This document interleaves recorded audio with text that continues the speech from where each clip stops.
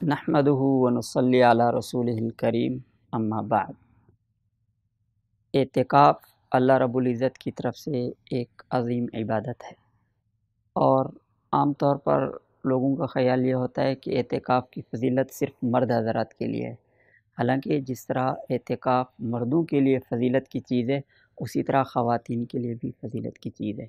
سیدہ عائشہ رضی اللہ تعالی عنہ فرماتی ہیں کہ نبی کریم صلی اللہ علیہ وسلم جب تک حیات رہے، آپ صلی اللہ علیہ وسلم اعتکاف فرمایا کرتے تھے، اور جب آپ صلی اللہ علیہ وسلم اس دنیا سے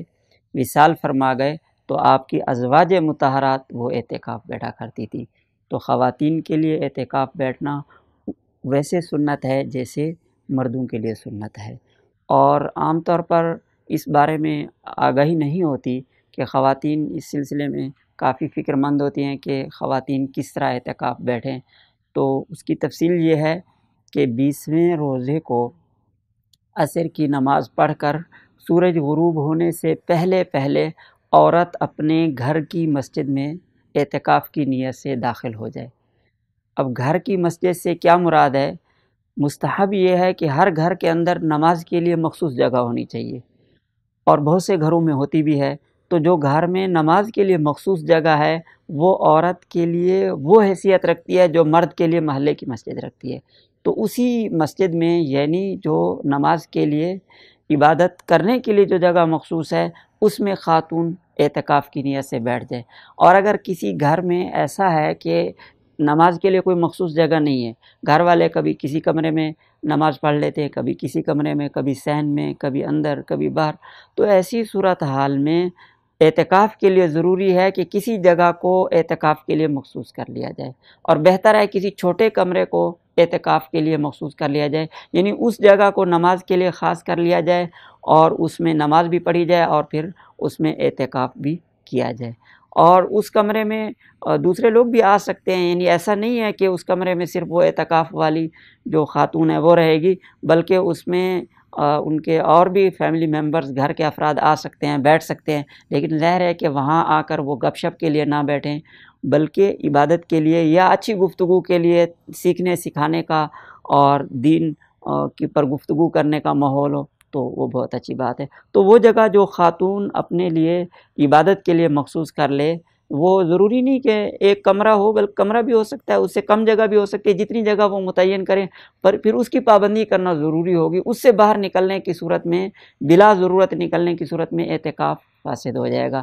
تو وہ جگہ متعین کر کے اس میں بیٹھ جائیں اور عبادت کرتی رہیں، تو یہ ان کا اعتکاف ہے۔ البتہ اس میں خواتین کے لیے کچھ اور اضافی شرائط ہیں جو مردوں کے اعتکاف میں نہیں ہیں۔ مثلا پہلی شرط یہ ہے کہ عورت اپنے شوہر سے اجازت لے کر بیٹھے۔ اگر شوہر اجازت نہیں دیتا تو پھر خاتون کے لیے عشرۂ اخیرہ کا جو اعتکاف ہے، یا کوئی بھی اعتکاف ہے،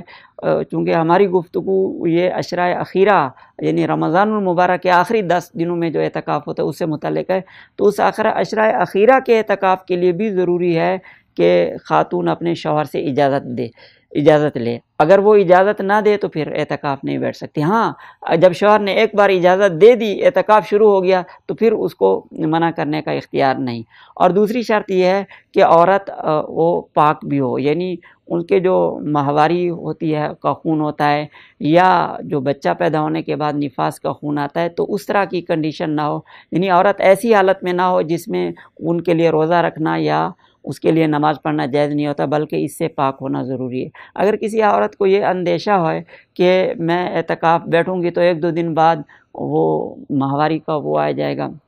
خون وغیرہ ہو جائے گا، مینسز آ جائیں گے، اور میں اپنا اعتکاف پورا نہیں کر سکوں گی، تو پھر اس کو چاہیے کہ وہ اعتکاف نہ بیٹھے۔ ہاں، نفل اعتکاف کر لے۔ نفل اعتکاف کے لیے ضروری نہیں ہے کہ 10 دن پورے ہوں، وہ تو جتنے دنوں کا اور جس طرح بھی آدمی کر لے تو وہ نفل اعتکاف کیا جا سکتا ہے۔ اور اس کے بعد جب ایک بار اعتکاف میں بیٹھ گئی تو پھر اس اعتکاف کی پابندی یہ ہوتی ہے کہ کسی شرعی یا طبعی ضرورت کے بغیر، کسی حاجت کے بغیر اپنی اعتکاف کی جگہ سے تھوڑی دیر کے لیے بھی نکلنے سے اعتکاف فاسد ہو جاتا ہے، خواہ جان بوجھ کر آدمی نکلے یا بھول کر نکلے۔ تو اس اعتکاف والی جگہ میں بیٹھ کر وہاں جو ہے عبادت بھی کی جا سکتی ہے، اس میں آدمی سو بھی سکتا ہے، اگر کوئی ضروری کام ہو تو اس کو بھی نمٹایا جا سکتا ہے، ادھر بیٹھ کر کیا جا سکتا ہے۔ مثلا کسی خاتون کا کوئی کھانا بنانے والا نہیں ہے تو وہ اپنی اعتکاف والی جگہ میں بیٹھ کر وہیں پہ کھانا بنا سکتی ہے، یعنی گیس سلنڈر وغیرہ جو بھی چیزیں ہیں وہاں پہ مہیا کر دی جائیں تو ادھر بیٹھ کر وہ کھانا بنا سکتی ہے۔ یا کبھی کپڑا سینے کی ضرورت ہے، کوئی اور سینے والا نہیں ہے تو وہ بقدر ضرورت اپنی اعتکاف کی جگہ میں بیٹھ کر وہ اعتکاف میں ہوتے ہوئے بھی یہ کام کر سکتے ہیں۔ لیکن بلا ضرورت باہر جانا کہ کچن میں جا کر کھانا بنانا، یا کوئی مہمان آ گئے ان کے لیے باہر چلا جانا، یا کسی کی کوئی تعزیت کے لیے یا عیادت کے لیے، اس طرح کی کسی چیز کے لیے جب وہ جائیں گی تو پھر اعتکاف فاسد ہو جائے گا اور یہ اعتکاف مسنون نہیں رہے گا۔ اور اعتکاف فاسد ہونے کے بعد اس کی پھر قضا ضروری ہوتی ہے، تو اس کی قضا یہ ہے کہ اگر رات کو اعتکاف ٹوٹ جائے کسی وقت تو اس کی قضا کا طریقہ یہ ہوتا ہے کہ ایک دن روزہ کے ساتھ، اگر رمضان المبارک میں ہو تو آلریڈی پہلے سے آدمی روزے سے ہوتا ہے، اور اگر رمضان المبارک کے بعد بھی ہو تو پھر روزہ رکھنا ضروری ہوگا، اور عصر سے پہلے، عصر کے وقت یعنی مغرب سے پہلے اعتکاف گاہ میں داخل ہونا ہوگا، اور اگلے دن یعنی پھر اس وقت تک یعنی 24 گھنٹے کا اعتکاف کرنا ہوگا، تب جا کر قضا ہوگی۔ یہ اس صورت میں جب رات کو اگر اعتکاف فاسد ہو، اور اگر دن کو اعتکاف فاسد ہو جائے تو پھر اس کے لیے جو ہے صبح صادق سے لے کر